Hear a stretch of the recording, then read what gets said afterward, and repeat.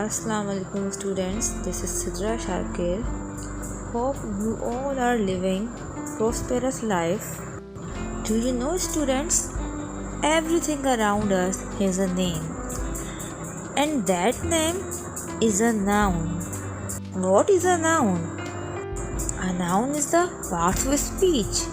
It is the name of persons, places, animal and things. For example, boy, teacher, police officer, woman, doctor, children are names of persons. City, station, school, market are names of places. Elephant, lions, snake, tiger are names of animals.